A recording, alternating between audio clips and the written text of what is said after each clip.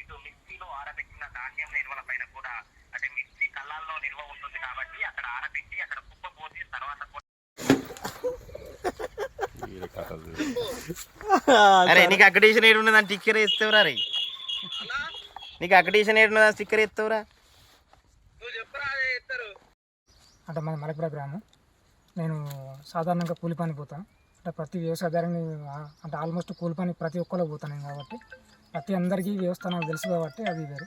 So ఇక్కడ సామాన్యమైన వ్యక్తికి ఒకటి మన వాళ్ళు ఆల్రెడీ ఏరిన్లు కుప్ప పోషన్లు దాన్ని మొత్తం అంతా కాలువకి టేరిని మొత్తం కుప్పని వచ్చిన తర్వాత ఏంటంటే కొంతమంది వ్యక్తులు వచ్చి దాన్ని దొంగతనం చేసిన దాన్ని.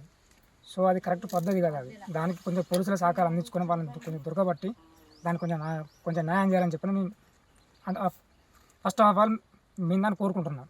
రెండవది ఏంటని చెప్పంటే మిగతా రైతులు ఉన్నారు కదా వాళ్ళు కూడా బయట పోసుకుంటారు కాబట్టి వాళ్ళకు కూడా సెక్యూరిటీ కోసం ఏంటని చెప్పంటే మన ఏది ఇప్పుడు ఆల్మోస్ట్ ఇప్పుడు వాళ్ళు ఉంటారు కదా పోలీసు వాళ్ళు తిరుగుతారు కదా ఈయనగా కూడా ఒక రౌండ్ వేస్తే వాళ్ళకు కూడా కొంచెం బెనిఫిట్ ఉంటుంది. అది కూడా కొంచెం న్యాయం చేయాలని చెప్పి అనుకుంటున్నాను.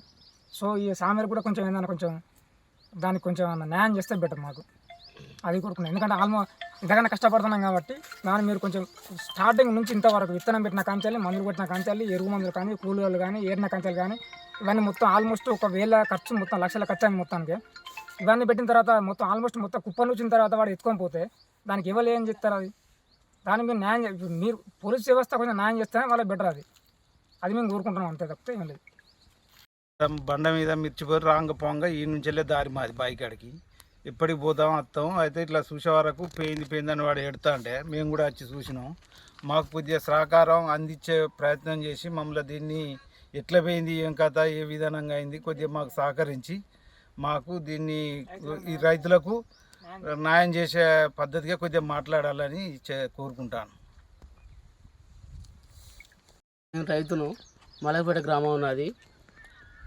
నేను 3 ఎకరాల భూమి వేసిన తోట వేసినాక మధ్యాహ్నం వచ్చేసరికి రాత్రి 3 గంటలకు వచ్చేసరికి ఒక టాటా ఏసీను 3 బండ్లు వెళ్ళిపోతున్నాయి.